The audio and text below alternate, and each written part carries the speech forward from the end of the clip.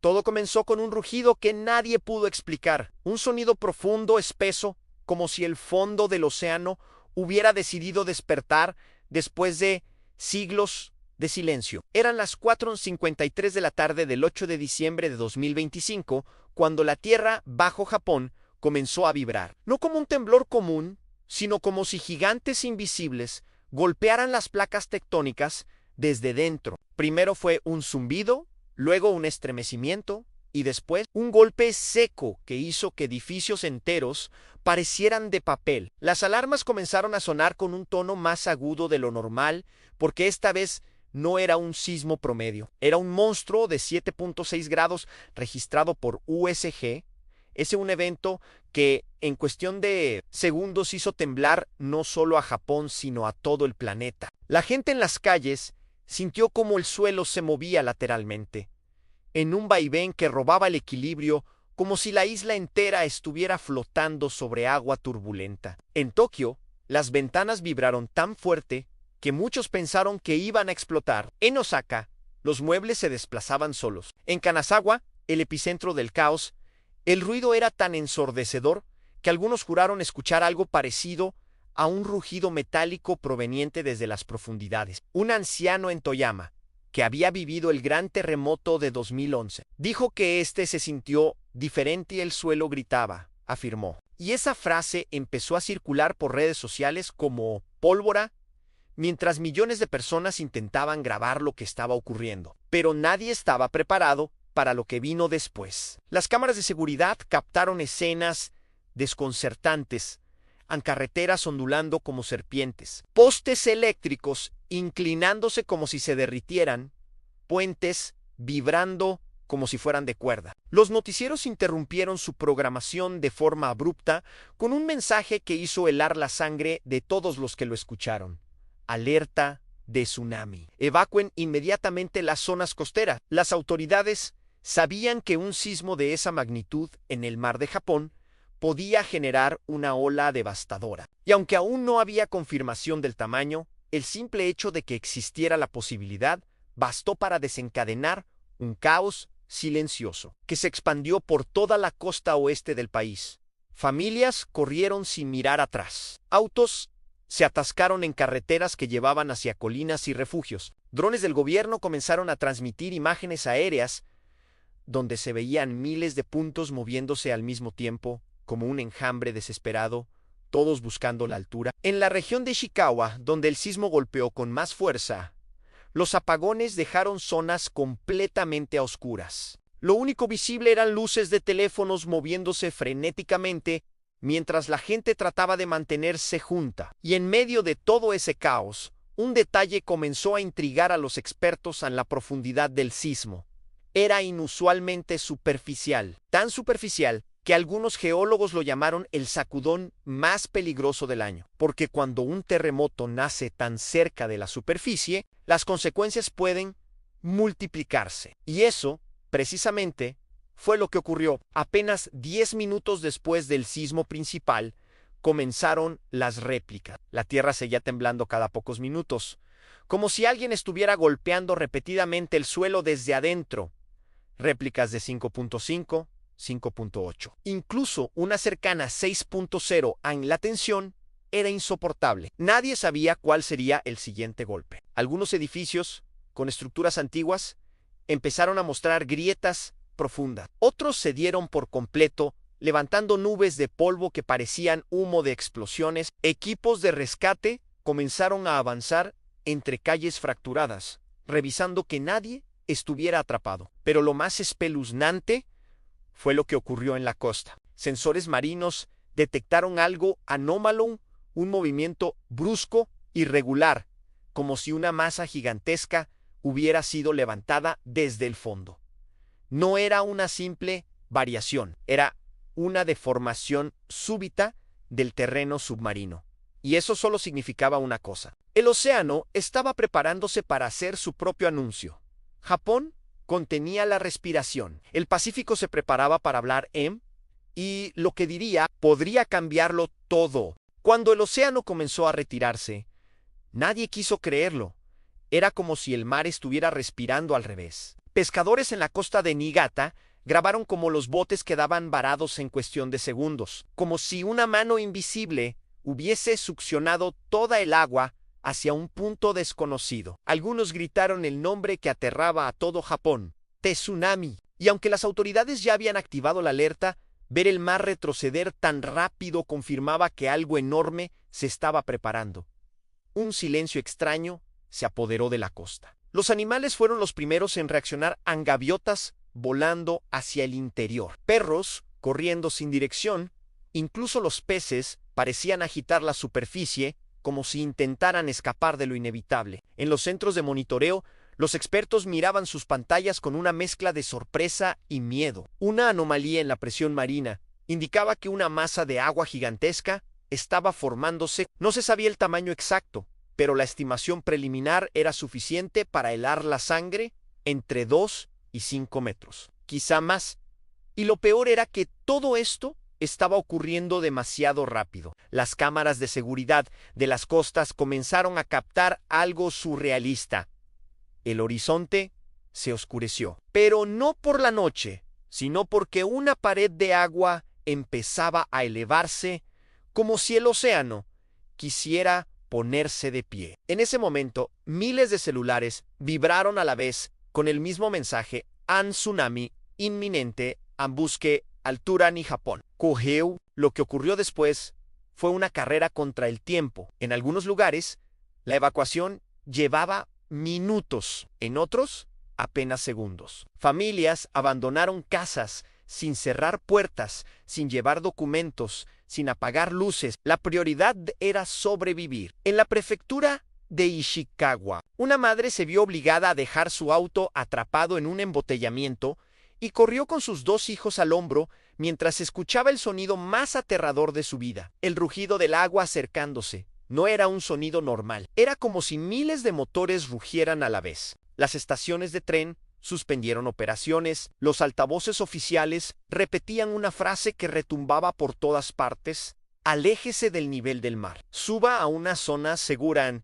Y aún así, muchos no lograron escapar del impacto inicial. La primera ola golpeó con una brutalidad que ni los expertos habían predicho. No era solo agua, era agua mezclada con escombros, con barro, con restos de muelles y contenedores. Era una fuerza viva que arrasaba con todo lo que encontraba. En Toyama, la ola rompió barreras que habían resistido décadas de tormentas. En Niigata, invadió calles enteras como un monstruo líquido. Y en pequeños pueblos costeros, el agua entró tan rápido que algunos solo alcanzaron a subir a los techos, aferrándose a antenas y chimeneas sin saber si serían arrastrados. Las redes sociales explotaron. Videos en vivo mostraban carros flotando como juguetes, casas partiéndose por la mitad, barcos siendo empujados a kilómetros tierra adentro. Y entre el caos comenzó a circular un rumor inquietante: el mar podría regresar con otra ola. Más grande. Los expertos no lo confirmaban,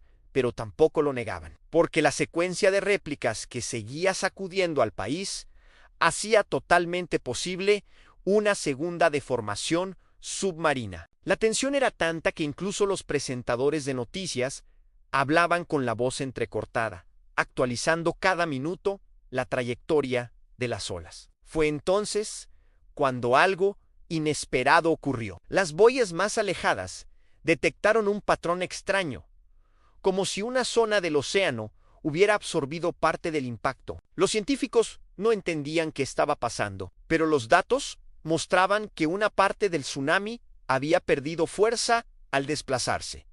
Esto no eliminaba el peligro, pero sí significaba que el peor escenario podría estar evitándose por un margen mínimo. Casi milagroso. En las zonas costeras, los sobrevivientes que lograron alcanzar lugares altos observaban el daño en silencio. Algunos lloraban, otros temblaban, otros simplemente miraban el mar como si fuera un enemigo al que no podían comprender. Y mientras todo esto ocurría, un dato se volvió viral. La profundidad del sismo había sido tan baja, tan violenta, que literalmente deformó la superficie marina en un instante. Eso explicaba la rapidez brutal con la que el tsunami se formó, pero también dejaba una pregunta inquietante flotando en el aire: si el océano pudo levantarse así una vez. ¿Qué impediría que lo hiciera otra en cualquier momento? Parte 2 terminaba con un país en shock, el mar inquieto y expertos rastreando cada mínimo movimiento del fondo oceánico, porque la Tierra había hablado. Pero nadie sabía si ya había dicho todo lo que tenía que decir. El rugido del mar arrancó susurros de miedo desde el fondo del océano, como un monstruo despertando apenas unos minutos después del temblor de 7.6 que sacudió Japón. Los sensores marinos detectaron una deformación abrupta en el lecho submarino. No era un farol, no era una alarma falsa, era una señal. El agua comenzaba a moverse, a rearrastrarse, a prepararse para un acto de violencia que pocas veces se puede anticipar. La advertencia de tsunami sonó en las costas y miles de personas encararon la pesadilla con el corazón en la garganta. Las olas calculadas de hasta 3 metros, el peor escenario, se transformaron en el fantasma que corría por los teléfonos, por los altavoces, por los gritos. Familias enteras dejaron todo atrás en puertas abiertas, llaves sobre la mesa, autos que quedaron abandonados, corrieron tierra adentro, treparon colinas, subieron al primer edificio alto a la vista. Algunos arrastraron recuerdos, otros cargaron a sus hijos, a sus perros, a lo poco que pudieron salvar. Las escrituras, las fotos, los sueños, todo en una mochila, en una mirada, en una promesa a sobrevivir. Mientras tanto, el mar cambió su cara. Lo que parecía calma se transformó en furia. La primera ola rompió con un estruendo terrible. Se tragó malecones, dio vuelta a barcos, arrastró muelles, destruyó bajos costeros, en puertos que hace horas estaban llenos de vida. Las calles se convirtieron en canales improvisados. Vehículos flotando, postes arrancados, coches volcados, escombros surcando el agua como residuos de un tsunami que nadie había visto venir. Pero lo peor no era solo la altura del agua, era su velocidad, era su fuerza, era la sensación de estar atrapado entre la tierra que temblaba abajo y el océano que caía encima.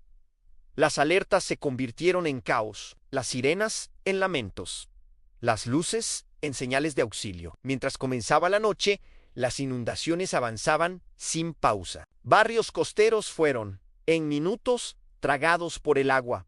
Hogares desaparecieron, calles se convirtieron en ríos, y en medio de ese infierno azul, quienes lograron refugiarse en zonas altas, escucharon el sonido más aterrador de sus vidas, el crujido del mundo rompiéndose. Pero, luego de la destrucción, vino el silencio, un silencio que pesaba más que el agua. Las autoridades con voz temblorosa pidieron calma. Se contabilizaban daños materiales graves, muelles destruidos, autos arrastrados, caminos cortados. Pero lo que podría haber sido un horror absoluto, una tragedia como la de 2011, esta vez parecía haberse detenido a tiempo. Las olas máximas registradas apenas alcanzaron los 40 a 70 centímetros en varios puertos, muy por debajo de los temidos 3 metros. La ola esperada que habría arrasado todo nunca llegó. El monstruo imaginado había perdido potencia antes de golpear. El agua retrocedió. El mar devolvió su calma. Y Japón, temblando aún por el terremoto, respiró. Al amanecer, las luces regresaron poco a poco. Las máquinas de rescate salieron a inspeccionar barcos dañados, barcos volcados, algunas casas con grietas, cortes de energía, pero también calles vacías, donde la esperanza se abría paso como un brote verde entre ruinas. Los servicios de tren bala suspendidos, vuelos cancelados, puertos cerrados, todo un país en pie de guerra contra la naturaleza. Y, por ahora, victorioso. Expertos recordaron que este sismo de 7.6, con epicentro submarino y relativamente poco profundo, tenía un perfil peligroso para generar un tsunami destructivo, porque el desplazamiento del lecho marino fue abrupto y vertical, una condición clave para levantar olas gigantes. www. Vanguard Urdo Chikong. +3, Wikipedia 3, USGS 3, pero algo falló en la mecánica final. Una suerte improbable, un desfase, un escape contra el destino. Y gracias a eso, lo que pudo ser un desastre histórico parece quedar como un recuerdo urgente pero con final inesperado. Mientras Japón evalúa daños, calcula pérdidas y constata heridos. Una pregunta martilla en la cabeza de muchos. ¿Qué hubiera pasado si la alerta llegaba 10 minutos más tarde? ¿Si el agua no retrocedía? ¿Si las olas alcanzaban esos 3 metros que la JM había pronosticado? Esa pregunta, hoy sin respuesta, deja claro algo aterrador en la línea. Entre la vida y la catástrofe, es tan delgada como un suspiro. Y también que la prevención, el aviso, la rapidez, pueden ser la diferencia entre el final de una historia o su continuación. En Japón sigue de pie. El mar retrocedió, las sirenas callaron, las luces volvieron. Pero el miedo, la memoria, el dolor, esos quedaron guardados en el corazón de cada persona que corrió en la noche. Hoy, más que nunca, el mundo entero recuerda que la tierra puede temblar sin aviso, que el océano puede rugir sin piedad y que cada segundo cuenta. Cuando el sol finalmente apareció sobre las costas japonesas, muchos lo sintieron como un milagro. No iluminaba ruinas, sino supervivientes. No alumbraba tragedias masivas, sino historias humanas que rozaron el límite entre la vida y la muerte. La madrugada había dejado un sabor amargo, pero también un extraño sentimiento de victoria en el país. Había enfrentado un terremoto brutal, una amenaza de tsunami real y un caos que pudo haberse convertido en luto global. Sin embargo, Japón seguía respirando. Y detrás de cada respiración había un secreto, un descubrimiento inesperado, una revelación que nadie vio venir. Entre ellas, la más sorprendente ocurrió en la pequeña localidad costera de Ofunato, donde un grupo de pescadores, que minutos antes del temblor había vuelto al puerto, juró haber visto algo que los dejó mudos. El mar retrocedió apenas unos metros, como si fuera a tomar impulso, pero luego se quedó inmóvil, como si hubiera cambiado de idea. Un Ujielos, un hombre mayoere, rompió a llorar diciendo que en 50 años jamás vio al océano detenerse así. Esa detención, ese freno inexplicable, fue la línea invisible que evitó que el agua ganara una fuerza devastadora. Los científicos, horas después, confirmaron que hubo un comportamiento anómalo en el desplazamiento submarino. Algo no cuadró en la cadena que normalmente detona un tsunami mayor. Hubo un quiebre, un desfase de energía, un movimiento que no terminó de liberar el potencial destructivo. Para los expertos, fue física. Para la gente, fue suerte o destino.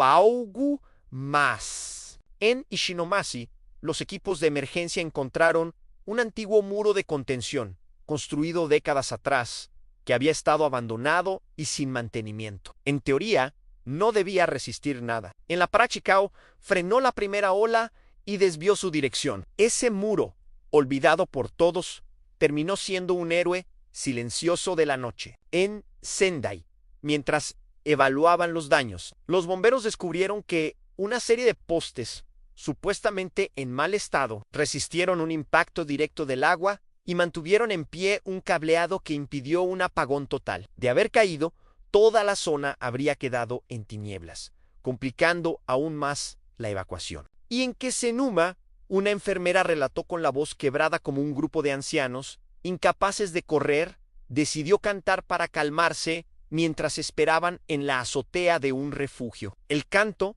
una melodía tradicional, fue escuchado por un equipo de rescate que, al seguir la voz, los encontró a tiempo. Si hubieran guardado silencio, es probable que no los hubieran visto en la oscuridad, pero quizá el descubrimiento más impactante vino de la propia Tierra. Geólogos, al revisar datos, notaron una curiosidad.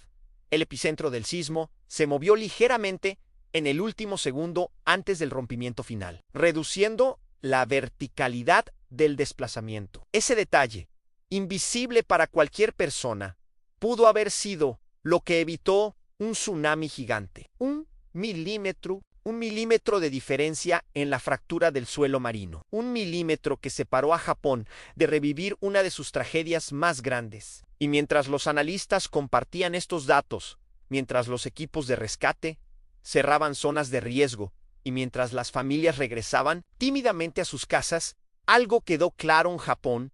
No enfrentó solo la furia de la naturaleza, también enfrentó sus recuerdos. El fantasma del 2011 Estuvo presente en cada sirena, en cada lagmau, en cada paso acelerado hacia zonas altas. Esa memoria colectiva, hecha de cicatrices, fue la que salvó miles de vidas, porque cuando el terremoto golpeó, nadie dudó, nadie esperó instrucciones, nadie subestimó el peligro. La gente corrió a Naktuan se movió con una disciplina aprendida en la tragedia. Y esa respuesta inmediata, más que la suerte, más que los muros olvidados, más que el mar que cambió de opinión, fue la razón real por la que la historia de este 8 de diciembre no terminó en desastre. Japón hojeó de nuevo una página que pudo haber sido negra y logró escribir un final distinto. Un final que, aunque duro, deja una enseñanza poderosa que la naturaleza es impredecible, que el peligro puede aparecer en segundos y que la prevención no es un lujo, sino un salvavidas invisible. Hoy, mientras las costas vuelven poco a poco a la normalidad, mientras los trenes retoman su marcha, mientras los noticieros respiran aliviados, algo late fuerte en el corazón del país a la certeza de que estuvieron a centímetros del abismo. Y aún así, se mantuvieron en pie. El mundo mira a Japón con respeto, no solo por su tecnología, no solo por sus protocolos, sino por algo mucho más grande, su capacidad para levantarse incluso antes de caer. Porque en días como este, cuando la tierra gruñe y el mar amenaza, se revela la verdad. La fuerza de un país no está en sus torres ni en sus muros, sino en su gente. Y hoy, esa gente volvió a demostrar que no hay terremoto capaz de destruir la voluntad de seguir adelante. Japón resistió en Japón, aprendió en Japón, sobrevivió. Y lo que vivieron esta noche no será olvidado jamás.